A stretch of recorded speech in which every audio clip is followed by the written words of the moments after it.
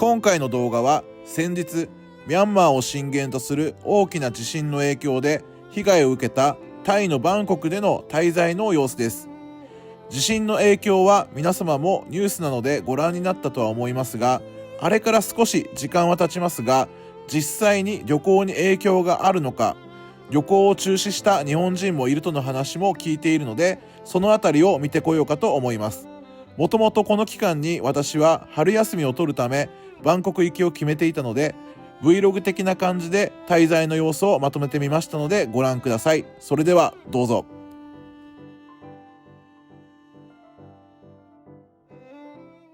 皆様ご視聴ありがとうございます。本日は2025年4月の9日、今私は韓国インチョンにおります。皆様もご存知の通り、タイはね、地震があって、被害が出てるんですけど、今はだいぶ時間経ちましたんでね、地震から2、3週間ぐらいも経ってるかな。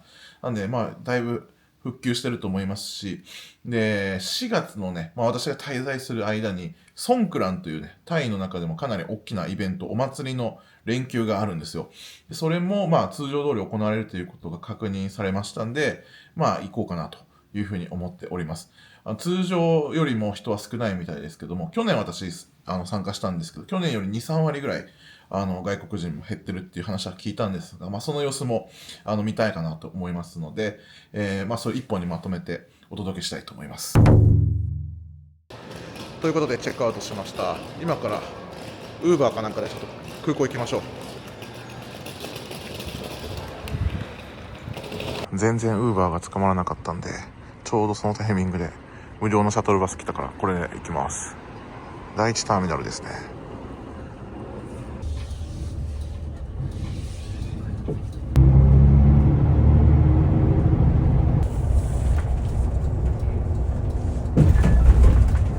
ということでインチョン空港着きました。で、今からね、エバー航空で一度台北に向かいます。インチョンからエバーは初めて乗りますね。平日のこんな午前中なのにめっちゃ混んでるな。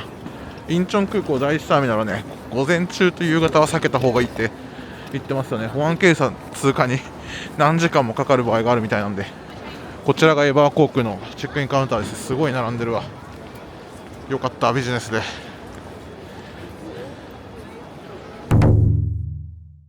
ということでチェックインの方完了しました。台北までのチケットとバンコクまでのチケットかな、はい、両方発見されましたんで、もう荷物も預けて、はい、自由の身になりました。あと2時間ぐらいですね。エバー航空スターアライアンスなんでアシアナのラウンジ行けるんですけど、あんまりアシアナのラウンジ大したことないですよねでも今ちょっとお腹空いてるからどうしようかな。どっかで普通にお金払って飯食うかラウンジ行くかちょっと決めてないですけど、とりあえず今から出国します。それでは出国します。空いてそうですね。よかったよかった。ということで保安検査と出国終わりました。秒で終わりました。すごい空いてた。あとバッテリーの確認とかなかったねあれ何なんだろうね。なんか厳しくなるって聞いてたけど、今んとこ1回もないですね。こんな朝でこんだけ早く、もう5分ぐらいで終わりましたからね、全部。ラッキーですね。レストランで食べたいところであるけど、韓国飯を。でもな、ビジネスクラスだから飯も多分あるし、ラウンジ行ってちょっとだけ食べときますか。それではラウンジ行くんですけど、今見たらシンガポール航空のラウンジあったんで、そっちに行こうかな。たまにはインチョン空港のシンガポール航空ラウンジ入ったことないから、あと1時間ぐらいだし、ここですね。はい、ということで初めて入りました。食べ物こっちの方が多分いっぱいありそうだな。いい感じですね。中も結構いいですね。バーカウンターもあるし、今アイスラテ頼みました。食事類も今持ってきましたけど、サーモンとか、今朝食メニューらしいですけど、サラダもクオリティ高そうで、わかめスープと、あとおかず類、なんか大根とサバを煮た韓国の料理、名前忘れましたけど、そういうのとかありました。いいですね。あとは小皿がいっぱいあるんで、ちょっとずつ食べれていいですね。あとは今バーでカフェラテ頼みました。素晴らしい。それじゃあ朝ごはんいただきます。めっちゃお腹空いた。昨日晩ご飯ほとんど食べなかったから。男は黙って炭酸水。サラダめっちゃうまそうだな。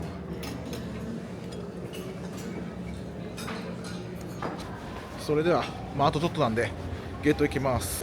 それでゲートに来ました。こちらですね、台北行きのエバー航空でエアバス330、結構ボロいやつだと思います。さっきねシートマップ見たんですけど、結構大したことない多分ビジネスですね。で台北からバンコクまでは787ダッシュ10の個室タイプのやつだったんで、あっちの方がいいですけど、こっから台北まではね結構距離はないんですぐ着くんでね、十分です。それでは優先搭乗始まりました。乗ります。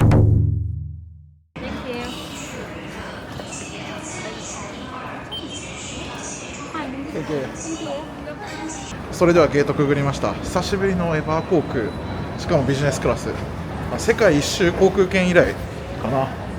先ほども言いましたが、今回の工程は全てマイルなんで、マイル大事ですね。かなりコスパよく乗れてるんで。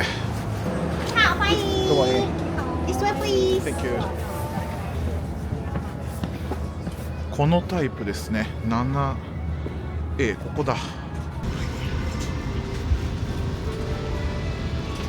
ということでこんな感じなんですが、でも結構いい感じですね。なんかボロくてしょぼいやつかなと思ったんですけども、結構良かった。 Thank you。 今回こんな感じで一瞬でついてしまうんですけども、今ちゃんとあったかいおしぼりと、フレッシュパイナップルジュース、めっちゃ冷たいわ。いただきました。で CA さん今挨拶来ましたけど、日本語で話してくれました。上等なスリッパと、こんな短い路線でもちゃんとかなり物が良さそうなヘッドホンですね。いや、いいですね。久しぶりにちゃんとしたビジネスクラス。やっぱり台湾系のエアラインはいいですね。エバー航空サービスめちゃくちゃいい。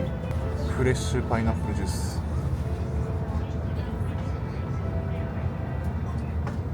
すごいつぶつぶも入ってるわ。早速今機内食のオーダーを取りに来てくれたんですけど、フィッシュかポークだったんでポークを選びました。ドリンクメニューもすごいいっぱいありますね。私お酒飲まないんで今お茶の方ばっか見てるんですけども、日式飲料、山本山煎茶とか水出し冷茶とかありますね。この辺攻めたいですね。あとはシャンパン、ワインなどなど、日本酒の獺祭とか梅酒もありました。多分バンコク便も同じ感じだと思います。ちなみに機材はエアバス330のダッシュ300ですね。スリッパも中がふかふかのめちゃくちゃいいやつですね。どうやら隣はお客さん来ないみたいです。いいですね。ちょっと前の方が足が狭いのかなと思ったんですが、この距離はすごいあるね。ということでもうドアが閉まりました。早いですね。素晴らしい。Welcome on board EVA Airways flight number 1699 to Taiwan Taoyuan Airport。你好，没错，就是你。这趟飞行你。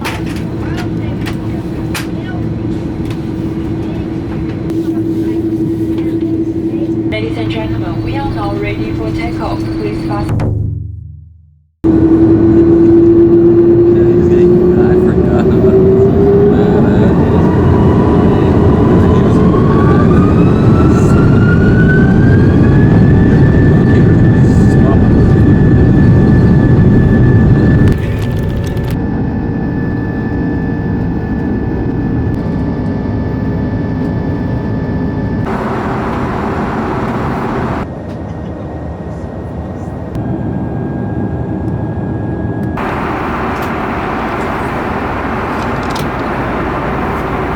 ということで離陸して15分ぐらいで始まりました、機内サービスが。それで今前菜が来ましたね。スターターですかね。で男は黙って炭酸水を頼んだんですが、おすすめのモクテルはどうですかと言われたんで、アンバーなんちゃらってやつを頼みました。アルコールは入ってません。でアスパラと紫玉ねぎ、あとこれはチキンかな。あとこれ前も名前分からなくなったやつだ。クスクスじゃなくて何でしたっけ。クスクスはパスタだもんな。ちょっとど忘れしちゃった。このつぶつぶの意識高い人がよくサラダとか食べてドヤ顔してるやつです。いただきます。正直そこまでこれは美味しくないかな。率直な感想を言うとチキンも結構パサパサで冷たいんであとお腹がいっぱいっていうのでまだ今そんな食欲がないから、まあでもすごいこだわってる感はありますね。エバー航空機内食優秀なんで、バターがすごい良さそうですね。これエシレバターかな、違うかな。それでメインの、ポークのね豚肉の料理が来たんですが、残念でした。もうめちゃくちゃ八角の匂いしますね。ちょっと残念だな前もなんか豚肉料理選んで、俺は選ばなかったのかな、選んでる人を見てすごい八角の匂いがしたからやめたんだっけな。マジか、なんで八角の味にしちゃうんだろうな。絶対普通の味の方が美味しいと思うけど、フィッシュにすればよかったな。もうこれもう無理だな、食べれないですね。あとドリンクで日本式の水出し緑茶があったんで、コールドブリュージャパニーズアイスティー頼みました。お肉はねめちゃくちゃこうチャーシューみたいでとろけて、スペアリブの骨もついてるんですけど、めっちゃいい仕上がりなんですけど、どうしても全部八角の味ですね。しかも割と強いです、八角の匂いが。もう野菜とかにも全部染みついちゃってて、これ普通の味だったら喜んで食べたんですけど、残念ですね。もう自分の周りがもう八角の匂いしかしないぐらい強いです。今回はちょっと今回はミスりました。頑張って食べたんですけど、ちょっとやっぱ無理でしたね。なので今下げてもらってデザートもらいました。これがねチョコレートキャラメルムースとブラックコーヒーもらいました。ちゃんとおしぼりもくれるし、サービスはめちゃくちゃ素晴らしいです。今日食べた機内食の中で一番このチョコレートキャラメルムースが美味しいですね。多分今桜の時期だから桜がのチョコみたいなのも乗ってますね。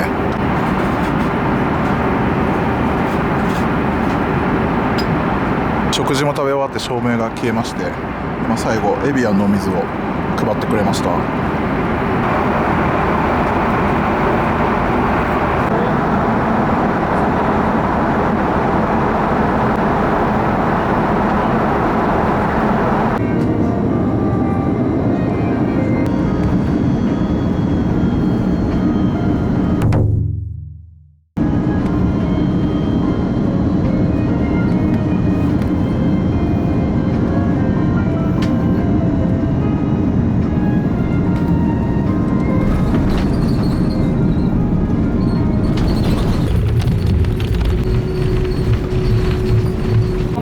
To avoid the baggage falling out. For an entire crew, thank you for flying with EVA Airways, a Sunlight member. Thank you.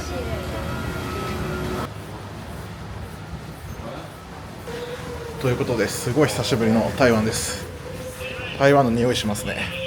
バンコクに行くんで乗り継ぎなんですが、一旦ちょっと入国します。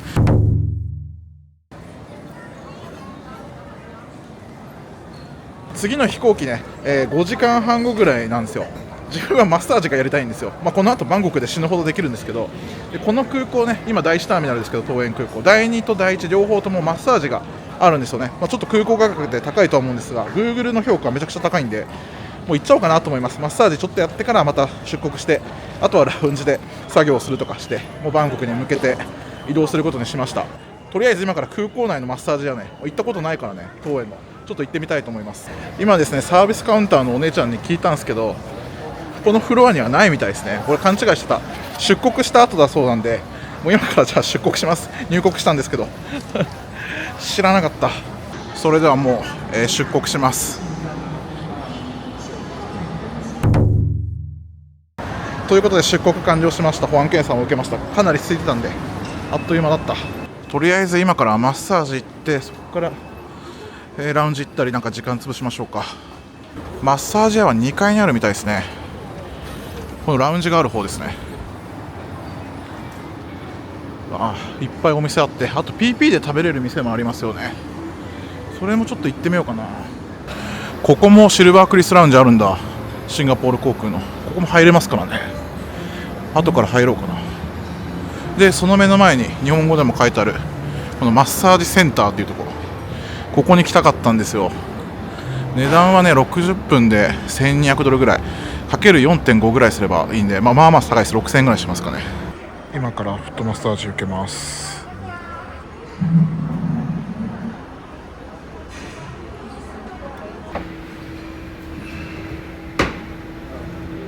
とということで1時間のフットマッサージやってきました。料金はね1200元ですかね、だいたい6000円ぐらい。値段は結構高いんですけど、めちゃくちゃ技術力ありますね。ここのマッサージはね、目が見えない方がやってくれてる、あんまさんなんですけど、めちゃくちゃ気持ちよかった。街中に比べれば高いかもしれませんが、技術力はあると思いました。街に行くとね時間もかかるし、往復の交通費考えたらね、もう空港でさっとできたから、全然ありかなと私は思いましたけど、はい、大満足です。ついでなんで隣にシンガポール航空のラウンジあるので、ちょっとだけ見てきましょうか。桃園空港のシルバークリスタルラウンジも初めて入りますね。ちょっと軽くだけ、後でエバー航空のラウンジ行きましょう。食事はいっぱいあるね。さすがです。でもかなり八角の匂いがするな。でも16茶とかあるし、ビールもあるし、いいですね。よく見たらキリン一番搾りとかもありますね。あとルーローファン的な、これ違うわ、シンガポール料理だ。バクテーだ。バクテーがありますね。ちゃんとルーローファンもありました。ということで初めての台湾台北空港のシルバークリスラウンジ、さっきね機内食ほとんど食べなかったんで、ちょっと今お腹空いてきたんで食べます。でルーローハン、若干八角の匂い、します。であとバクテー、シンガポール料理、これすごいなんか肉でかいですね。であとシューマイとか、はい、ちょっと食べます。これエバー航空のラウンジでも多分同じやつあるけど、やっぱお茶が一番いいわ。せっかく台湾にいるんで。ルーローハン美味しいけど、やっぱ八角だな。これすごいね。バクテー自体も俺そんなになんか食べたことないですよね。なんかシンガポール行ったらバクテーをすごい好きな人とかあんまいない気がするけど、なんかたまにいるじゃないですか。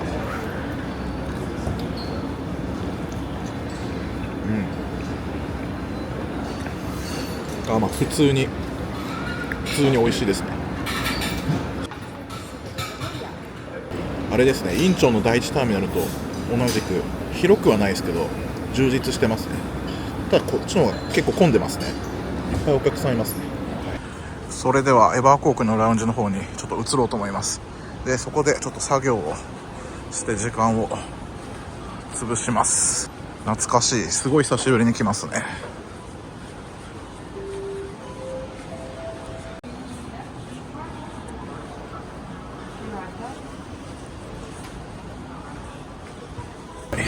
さすがにちょっと食べるのはやめときましょう。ここにもルーローファンある。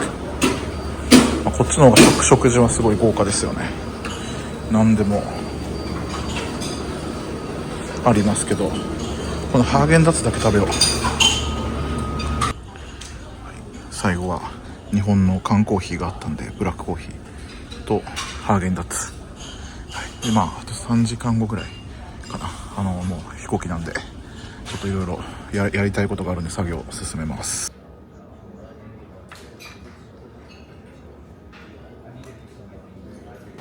ということで時間になりましたんで、今からゲートに行きます。素晴らしいラウンジでした。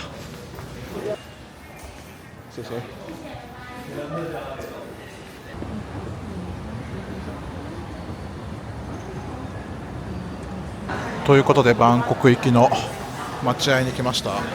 可愛らしい感じですね。よし、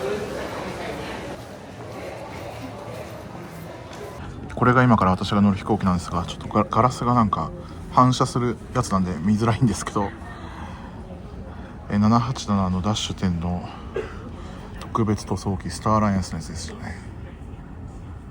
今日の朝ね、ソウルから移動して1日がかりですよ。乗り継ぎがねあると、もちろん直行便で全然行けるんですけど、マイルで来てるんで、こんな感じです。とはいってもビジネスクラスなんで、かなりいい方なんですけど、バンコクスワンナプームに着くのがもう結構遅い時間になります。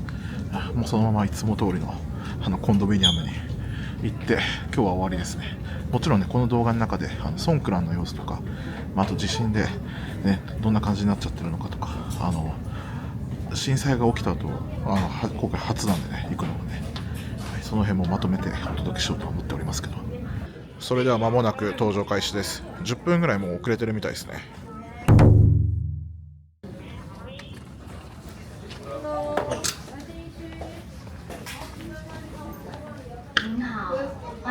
乘长荣航空 DR205飞往曼谷的班机。我们现在邀请座位区域。ということで優先搭乗で入りました。早くバンコクに行きたいですね。あとちょっとです。こっちですね。久しぶりに787ダッシュ10だな。しかもシートが素晴らしいやつ。座席はこんな感じ。素晴らしいですね。素晴らしいです。めちゃくちゃ広い。ピカピカですね。これなんか新しいやつかもしれないな。もともとダッシュ10でももう先のやつと後から作ったやつとあるともうなんか新車みたいな匂いがしますね。あと天井がこんな感じでエミレーツとかによくあるような星空になってますね。映るかな。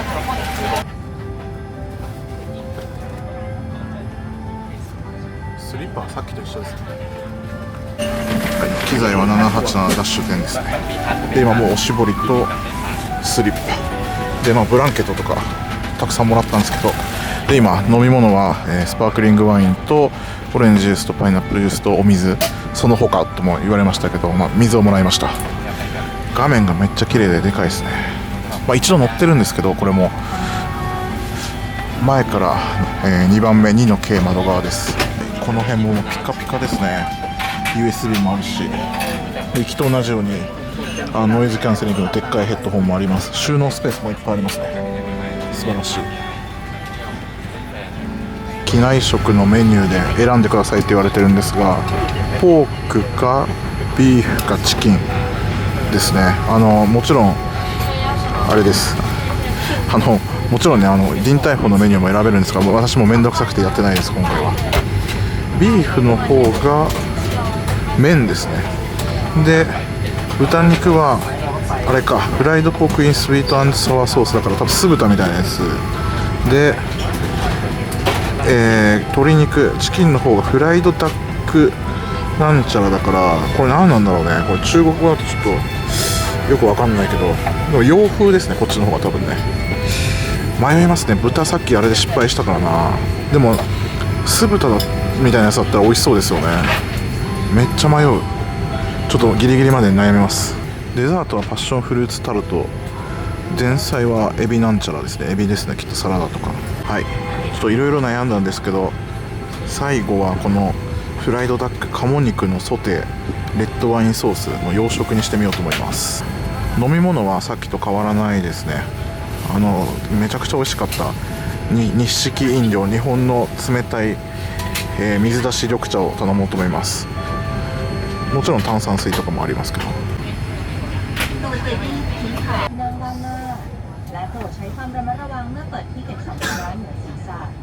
ということで今ドアが閉まりました。シエさんがエビアンの水を1本くれました。 Welcome aboard EVA Airways, a Starlines member. 为了安全完成飞行， With Wi-Fi switched on. 是已被收好桌子， During taxi, take 使用安全带时将扣完扣。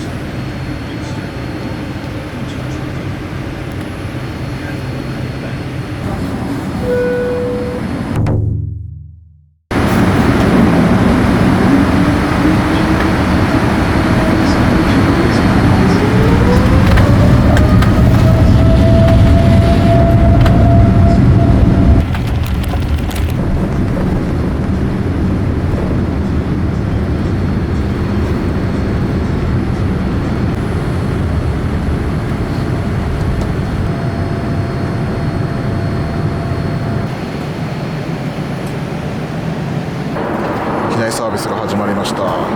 セッティングされました。あと今この座席にもともとついてるこのマッサージ機能使ってるんですけど、結構いいですねビジネスクラスの座席、新しいモデルだとなんかこういう風になんかついてますよね。マッサージ機能めちゃくちゃいい。それで今ナッツが来ました。はい、こんな感じですね。あったかくはないですけど、結構ドライフルーツもいっぱい入ってるわ。でドリンクは先ほどと全く同じなんですけど、水出し冷たい緑茶と炭酸水です。続いて前菜ですね。これはさっきのソウル便よりも全然豪華ですね。エビとかイカとかチーズとかですかね。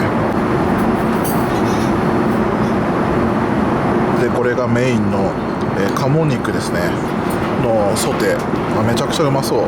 匂いめっちゃいいですね。あとマッシュポテトかな。あったかいパイももらいました。これさっきと一緒ですね。でもガーリックトーストはうまいですよね。今回ちょっと食べるシーンはもう割愛しますけど、今カットしたんですが、めちゃくちゃうまそうな肉厚な鴨肉でした。いいですね。それでこちらが最後のデザートですね。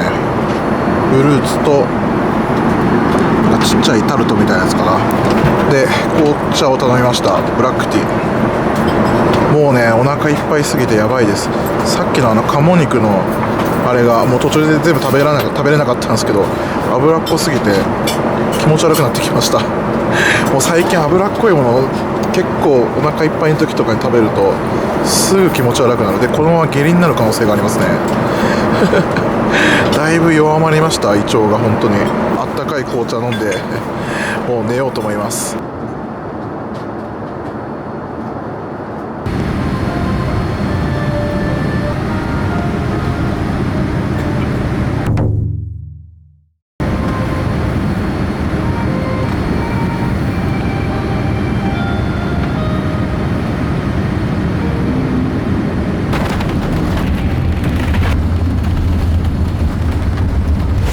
ということでスワンナプーム国際空港到着しました。爆睡してました。もう眠いですね。とりあえずいつもと同じようにこの後入国してすぐにグラブでホテルにコンドミニアムの方に移動します。 Ladies and gentlemen, we have just landed at the Bangkok Suvarnabhumi International Airport.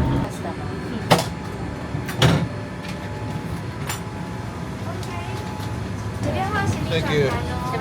バイバイ。Thank you. ということでスワンナプーム国際空港到着しましたけど、すごいね、この湿度がすごい高いです。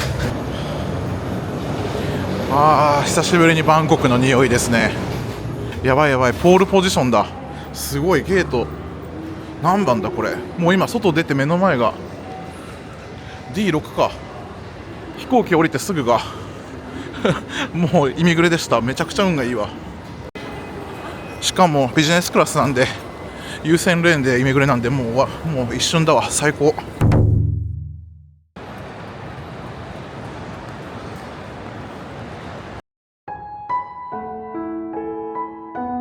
ということでスワンナプーム到着しました。もう入国もめっちゃ早くて荷物もね一瞬で出てきたんですけど、ちょっとねスーツケース壊れましたね。これ私のスーツケースで無印でまだ買ったばっかなんですけどやられましたね。これ開けてこっち側から叩けば治るかもしれないけど、とりあえずグラブで今からコンドミニアムまで移動します。めちゃくちゃ暑いわ。湿度が半端ない。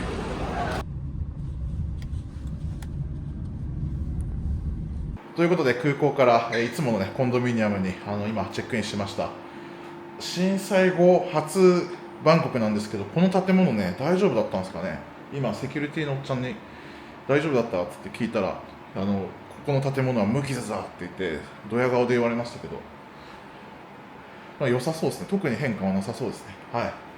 とりあえず1週間ばかしここで過ごすんで、またその様子も今からねこのまま続けてお届けしたいと思います。もう今1時回っておりますので、もうシャワー浴びて今日はとっとと寝ます。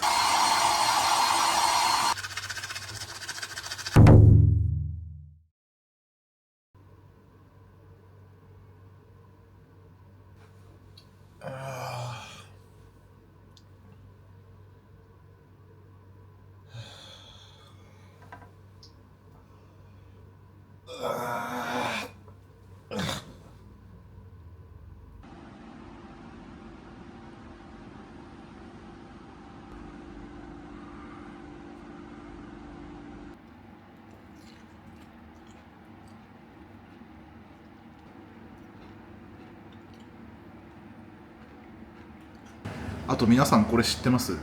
昆布茶。バンコクで、コンビニ、セブンイレブンとかでもどこでもスーパーでも売ってるんですけど、これずっとこれよく分からなかったんですけどね、最近知り合いの人に昆布茶勧められて、で昆布茶飲んで美味しいなと思ってて、でバンコクでも普通に売ってるよって言われて、あ、これ昆布茶なんだみたいな。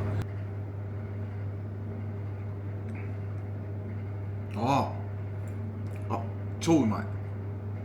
なんだろう、お酢のドリンクみたいな感じ。まあ日本人の人だったら好きな味じゃないかな。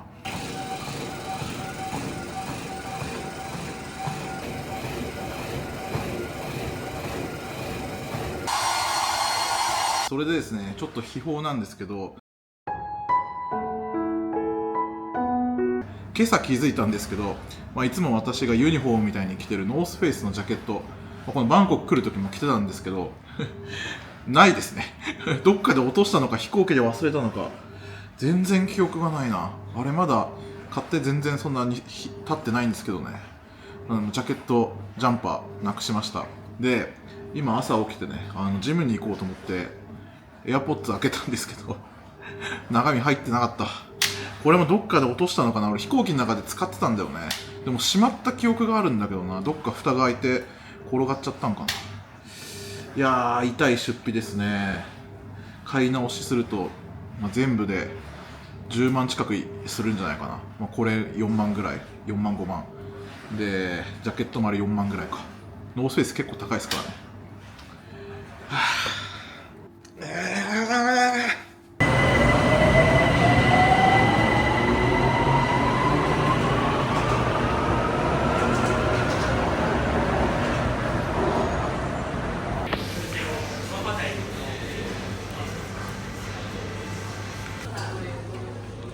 すごい、景色もめちゃくちゃ綺麗。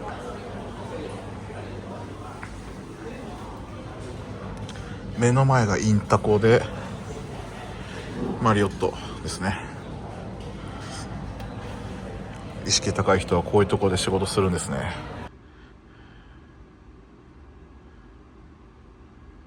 すごいですよ。ビール飲み放題ですからね。ちょっと飲んでみようかな。シンハービール。ちょっとこれだけビールもらいました。皆さんね、意識高い人たちがすごい集まってて、はい、みんなすごいですよ。そうい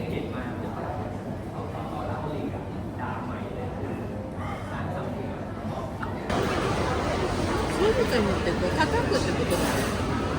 そうなんですか。わかんない。なんかずっと叩いてるんですけど。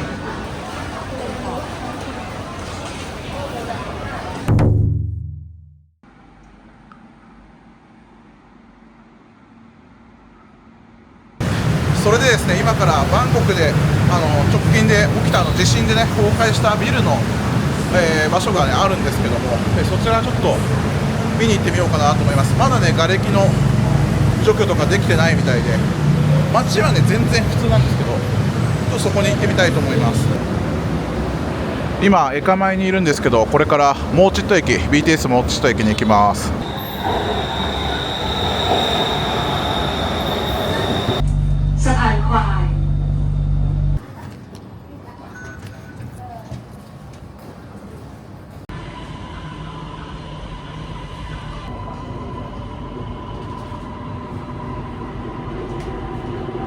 ビルの崩落現場まではこの一番出口からまっすぐ進めば、たどり着くそうです。今わざわざ教えてくれました。こんな感じでね、道がちょっと規制されてますね。で今またおまわりさんに聞いたんですよ。こっちなのかっていうの。そしたらあっちだよって言って、なんか普通に丁寧に教えてくれますね。これクレーンだけど塗装的に軍隊のやつですね。タイの軍隊のやつじゃないかな。目の前に見えてるのがJJ モールっていうショッピングモールですね。あの辺ですよね。この辺でもう緊急用の電波の基地局の車とか、日本でもありますよね、災害の時とか。トゥルーのやつだ。大体多くの人はこの歩道橋の上から見ると思います。なんかメディアの人とかもいますね。この上からが多分一番全部が見れるんじゃないかな。ちょっと見えてきましたね。それでは到着しました。 JJ モールの、向かい側、こちらが崩落現場ですね。まだ全然ですね、もう3週間ぐらい経ってますが、まだ生き埋めの人もいるみたいですけど、こんなに粉々になるんだね。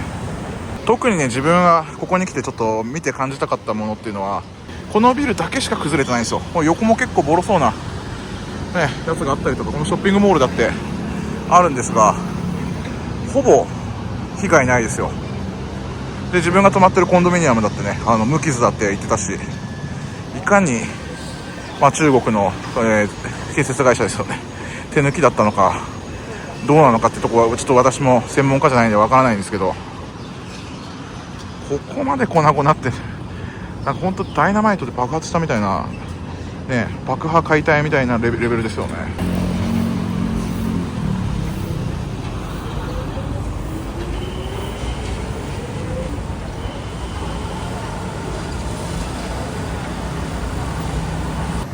おそらくここが一番のね、撮影スポットというか、メディアの人たちが結構いたり、あと日本人もいますね。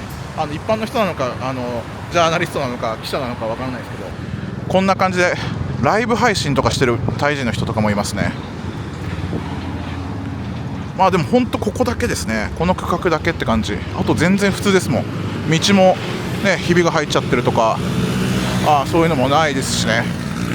電車も普通に動いてるし、報道とか見てると日本人の旅行者、このソンクラに合わせて来る人たちが、減ったと。で外国人 25% ぐらいキャンセルがあるみたいなニュースは一応見たんですけど、確かにね昨日夜花さんたちとフードコートとか夜行ったんですけどね、ターミナルにちょっと空いてるなって感じはしました。日本人はねでもいますよ、全然いないわけではない。さっきこの歩道橋の上にもいましたし、ゴールデンウィークとか連休じゃないからなかなかそう来れないとは思うんですけど、でもいることにはいますかね。昨日ショッピングモールでも日本人いましたし、一応最後に正面まで見に来ました。多くのメディアの人とかお見舞いに来てる、お見舞いというか、近くの学校の生徒か、いろいろ来てますね。かなり報道の人が多いですね。これはタイ政府が用意したのか、寄付で集まったのかわかんないですけど、冷たい飲み物の、この支援物資ですねとか、あと安全靴とかヘルメットとかも、並べられてて、中に入っていく人たちが受け取って入っていく感じですね。間近で見ると本当に でかいですね。かなりの瓦礫の量だなと思います。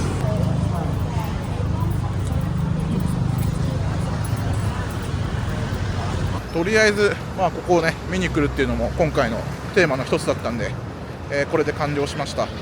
で今からねちょっと私事なんですけども、それで今からねちょっとサイアムの方に戻って、昨日私がちょっとなくしてしまったAirPods を Apple Store に買いに行こうと思います。結構な痛手なんですけども、ちょっとどうしてもね作業とか仕事でも必要なんで、まだまだちょっと滞在はします。で明日からねいよいよ本格的にソンクラン始まるんで、その様子もこのまま Vlog 的な感じでお届けしたいと思います。今バンコクはね地震の影響は多分ほぼないと言ってもいいと思います。この地下鉄の駅も日本が援助して作ってるんですね。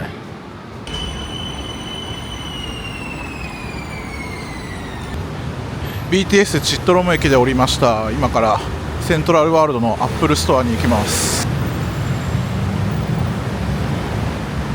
ここのアップルストアで買おうかな。いやーまさか海外で買うとは。日本で買った方がちょっと安いかもしれないけど、もうしょうがない、今欲しいから買います。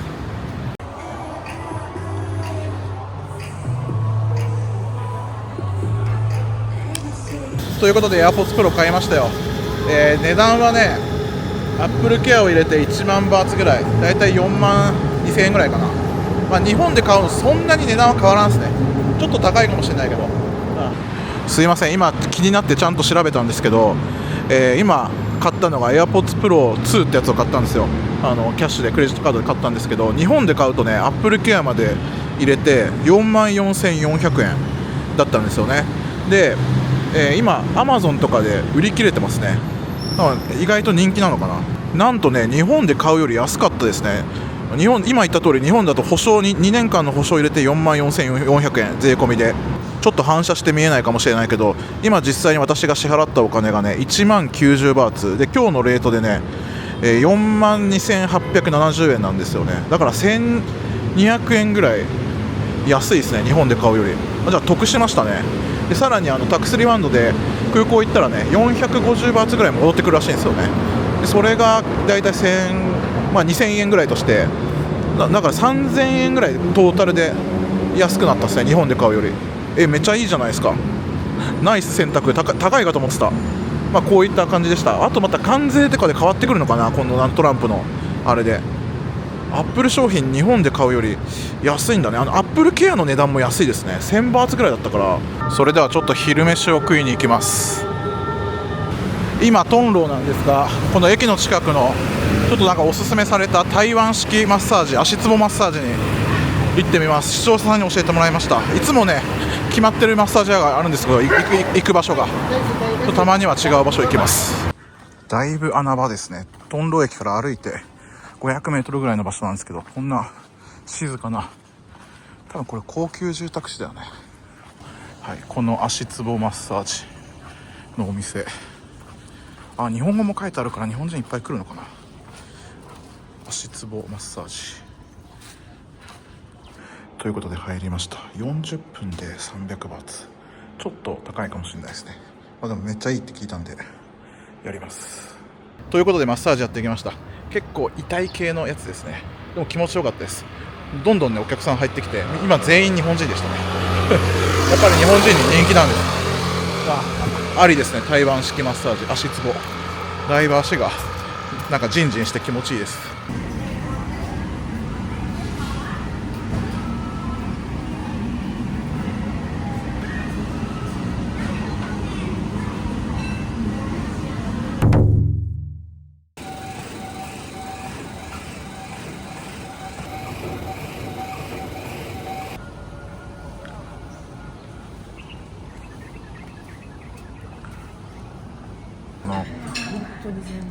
美味しいですよね。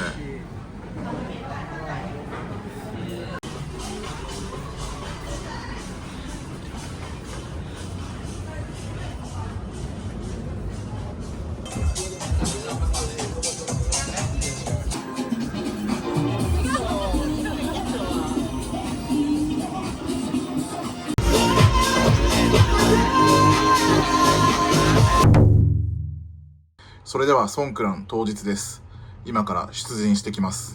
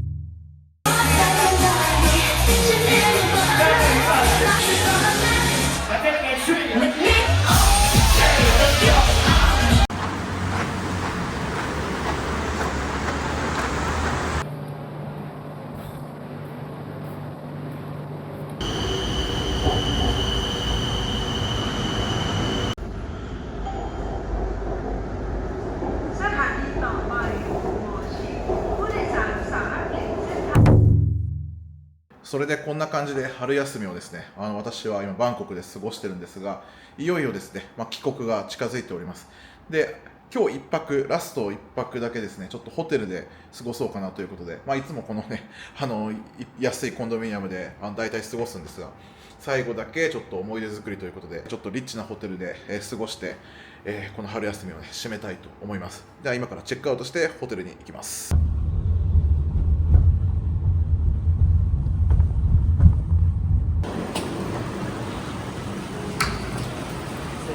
サワディーカー。最後はですね、麻生区にあるシェラトングランデラグジュアリーコレクションホテル。日本語スタッフもいるのと、日本語で全部案内してくれて、結構値段は高いんですけども、今キャンペーン中ということでポイント倍なんで泊まります。で今部屋を作ってくれてて、どうやらねスイートルームにアップグレードしてくれるみたいなんで楽しみですね。最後はちょっといいホテルで美味しいご飯も食べてゆっくりしようかなと思っております。ちょっとあんまゆっくりはできないかもしれないけど、ただ今時間はね午前中の11時ぐらいなんで、今それでも入れてくれるということでありがたいですね。ということでチェックイン終わりました。一応スイートルームになったみたいです。それではこちらが部屋ですね。こちらですね、2712ラグジュアリースイートって書いてありますね。ということで部屋に入りました。角部屋ではなかったんですがスイートで広いね。フルーツもマンゴーがあります。お水もあって、こっちがリビングなんですよね。いいですね。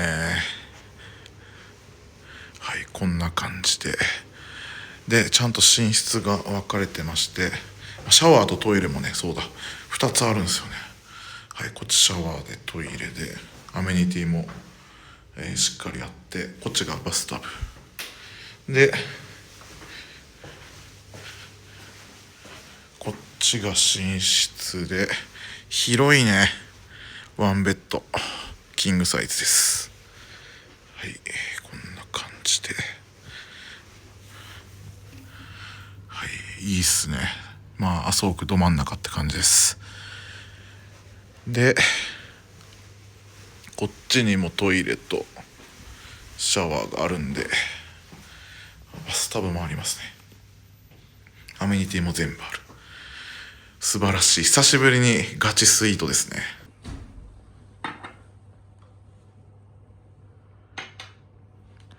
Thank you。 いただきます。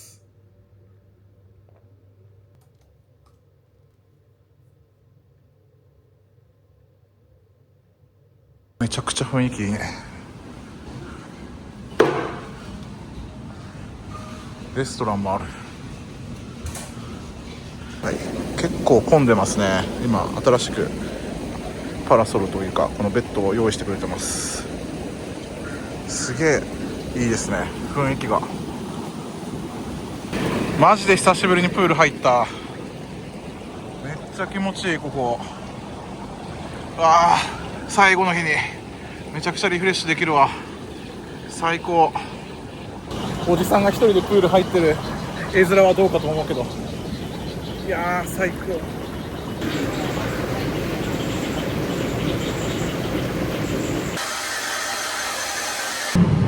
今夕方4時ぐらいなんですけど、まだ今日昼も食べてなかったんでお腹空いたんで、昼夜兼用でターミナル21で最後の晩ご飯を食べます。今日の夜は一人なんで、もうなんか好きなもの食べようと思います。もう日本に帰るんですけど、とんかつ食べたいんで和光に行きます。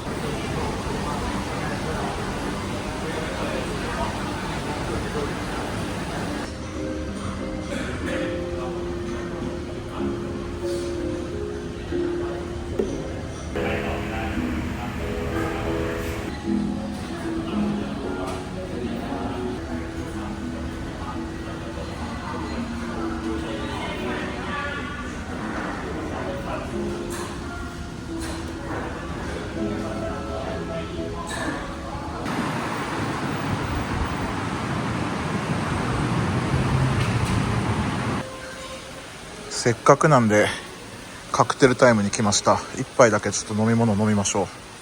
こんな感じでお酒とかカクテルが飲めるみたいです。ドラフトビールとかもありますね。自分はノンアルコールモヒートを頼みました。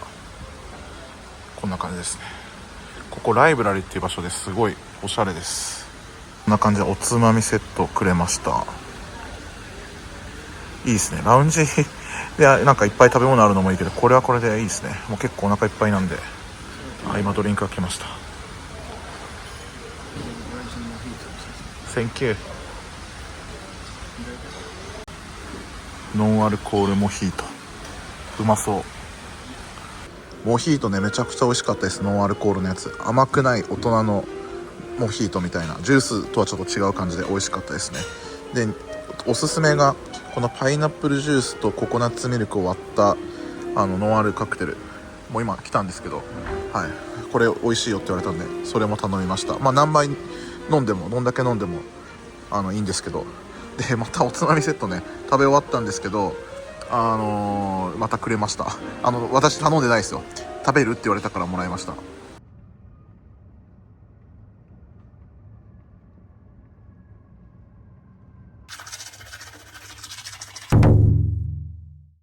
おはようございます。翌朝になりました。こちらのホテルをチェックアウトして、夜にですね、空港に行きます。なんでレートチェックアウトを頼んであります。夕方の6時までいていいそうです。で、こちらのホテル、朝食素晴らしいんですよ。で、プラチナ、チタン、アンバサダーの方は、朝食会場別のレストランで、ロッシーニっていうレストラン、めちゃくちゃ朝食すごいみたいなんで、ちょっと今からそれをお見せします。このホテルには朝食会場2つあって、今説明した通りですね。一般の人はあっちのビュッフェレストランなんですが、ステータス持ってる人はこちらのロッシーニっていうね、レストランになります。で、こっちの方がちょっと豪華で、なんかいろいろオーダーして頼めたりするんですよね。今ね、ステーキは頼めるんですかというふうに聞いたら、このメニューに載ってないんですけど、もちろんいいですよということで頼みました。モーニングステーキってやつですかね。すごい楽しみです。よく見るとここに書いてありました。お好みのお料理が本日メニューにない場合はスタッフにお知らせください。シェフが喜んでお作りいたしますということで、やっぱりなんかこのメニュー以外でも食べたいっていうのがあれば作ってくれるみたいですね。素晴らしいですね。なんかもうよくわかんないですね。このケージフリーエッグとか聞いたことないですもん。ちょっと食事をね すごいんでちょっと紹介してますね。もちろんフルーツもレベルが違うんですよ。こんな感じでマンゴーもあります。下のレストランにはねマンゴーがない時があるみたいで、パッションフルーツもこんな感じであってすごいですよね。こんな感じです。ドリンクも高級そう。あと中華料理もあるし、これは味噌汁もあります。で、今料理もここで作ってくれるし、これサラダですね。すごい一品一品が極上って感じですね。よくタイのマリオットありますが、和風の日本そばもあります。こっちにもたくさんあるんですよね。パンもねすごい美味しいらしいです。こんだけ種類ありますからすごいね。めっちゃお腹空かせてきたからたくさん食べよう。チーズもなんか意識高そうですね。ということで朝からステーキ来ました。メニューにはないんですけど本当に作ってくれました。じゃあモーニングステーキってやつですかね。卵、目玉焼きとかついてます。で、あとサラダですね。スモークサーモンもなんかその辺のやつより上等な、だからでかいやつでした。で、あと日本のそばとシューマイを持ってきて、ドリンクはオレンジジュースとアイスティーですね。で、今オリジナルパンケーキっていうのもオーダーしました。実際に今聞いてみたんですけど、これ何回注文できるんですかって聞いたら、一応何回でもできると言ってました。なのでステーキ何回でもできますよ、おかわり。しないですけど、はい、すごい上等ですね。すげえわ。それじゃあいただきます。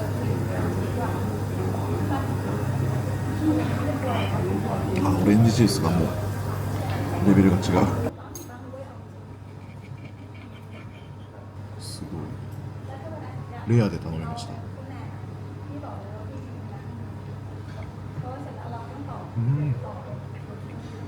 めっちゃうまい。朝からステーキありですね。今回ずっとタイではね、コンドミニアムで朝食とかなかったんで、あれはあれでいいんですけど、最後の日だけこういう風にリッチな朝食を、修行してるからこの部屋にね入れるんで、多分スイート以上泊まらないとステータスない人はここでこういう風に朝食食べれないんですが、いい思い出になりますよね。すごい満足してます。今食べようと思ったらパンケーキ来ました。めっちゃうまそう。すげえ。はい、いただきます。マンゴーも持ってきました。かなりね質が高そうなうまそうなマンゴーですね。ピンクグレープフルーツもうまそうでした。じゃあロッシーニのパンケーキ食べます。ここにもマンゴー乗ってますね。それでは食事を食べたんで、それでは朝ごはんの後はジムで運動します。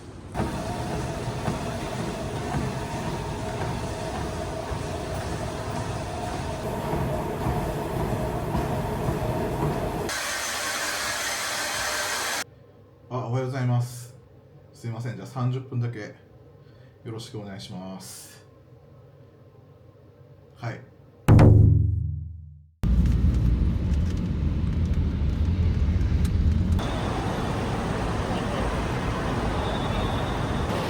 それでは春休み終わりです。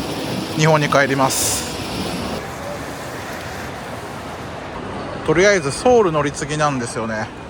アシアナ航空です。前回ソウルからバンコクまでのビジネスクラス380の動画出してるんですけど、それの帰りのチケットを今回ここに当てております。ということでチェックイン終わりました。とりあえずインチョンに向かいます。でインチョン乗り継ぎで名古屋ですね。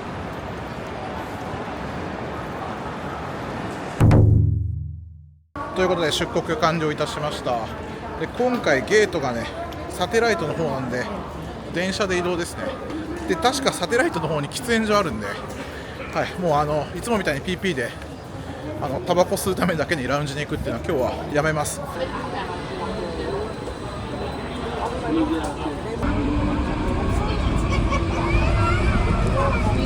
このねマップに喫煙所のマークないんだよね。相変わらずパッと見ないんだと思うんだけど、今場所聞くと120ゲートって言ったから120番ゲートのところに密かにあるんだよね。これ何なんでしょうね。公にはしてない喫煙所ってマップには表示してない隠された喫煙所。ソンクランソンクランソンクランソンクランソンクラン。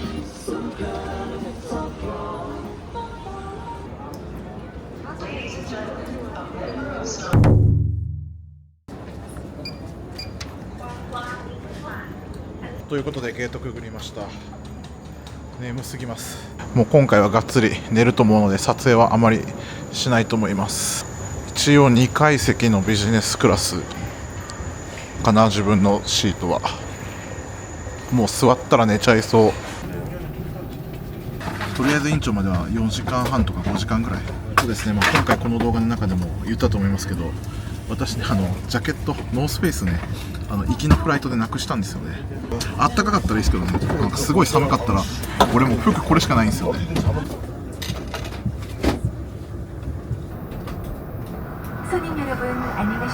Welcome aboard, ladies and gentlemen. We'd like to familiarize you.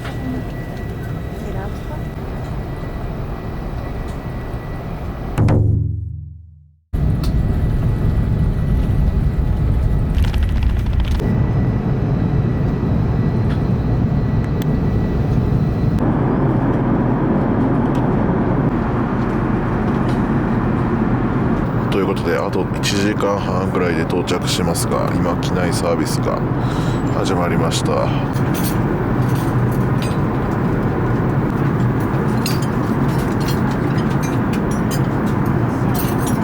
朝食メニューなんですが、オムレツかこの牛肉のおかゆっていうのがあったんで、自分はおかゆにしました。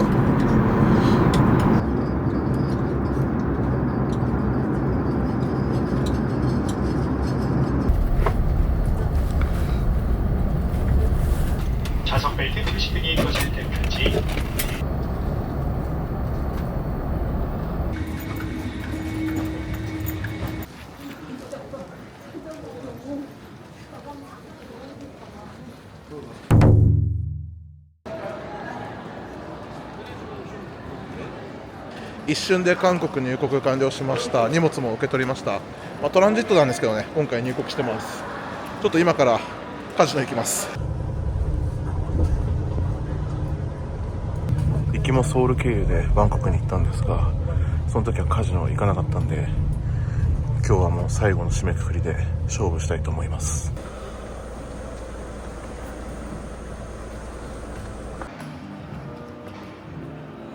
それでは今からカジノに行ってきます。結果はこの後の私の顔を見て判断してください。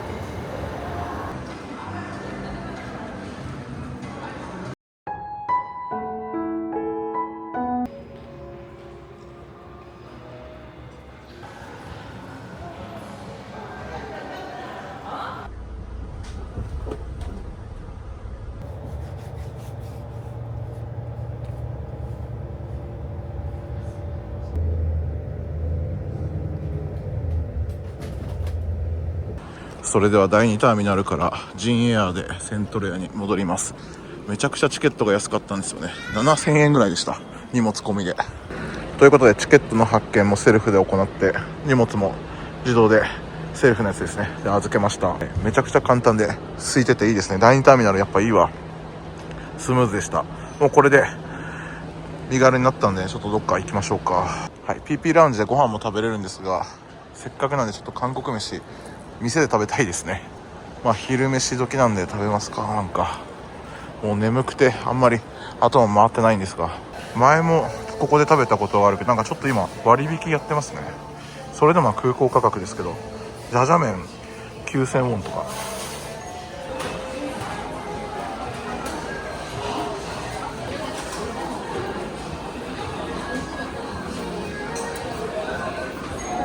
いただきます。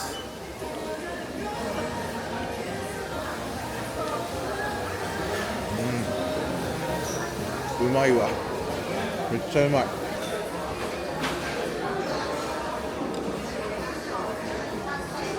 あんま最近韓国料理食べてなかったんで、すごく美味しく感じるな。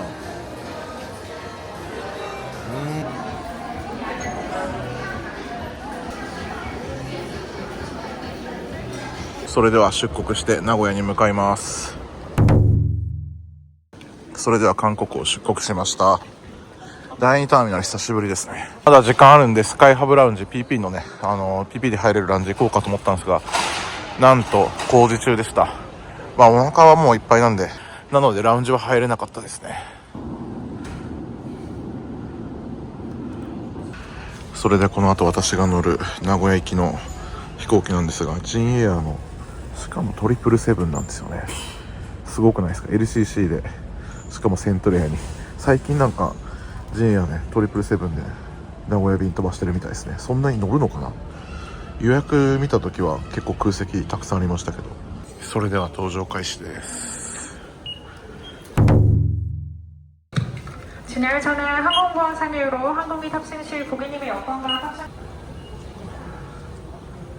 前から3番目だったんで、こっちの通路ですね。別にファーストとかビジネスじゃなくオールエコノミーの座席です。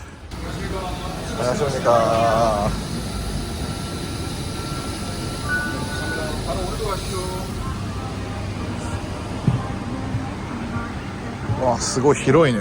めっちゃでかいわ。 3A 窓側、ここですね。ということでドアが閉まりました。ほとんどこの区画誰もいませんね。1列どころかもうこの奥まで全部使い放題みたいな感じですけど、まあ、LCC はね座席の変更っていうのは基本的に許されませんので、はい、空いてるところに勝手に移動すると怒られます。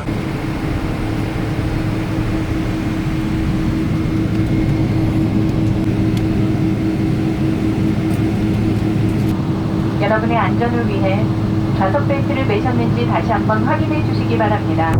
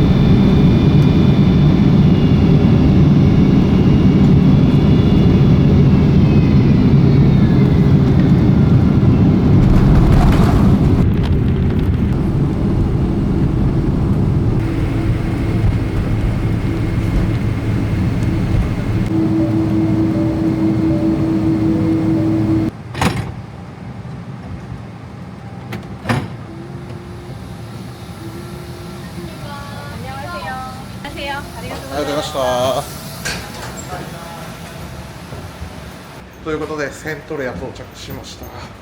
今到着したスポットはあれですね、ポールポジションですね。目の前がイミグレです。最短の歩行距離で行けますね。とりあえず今から入国審査です。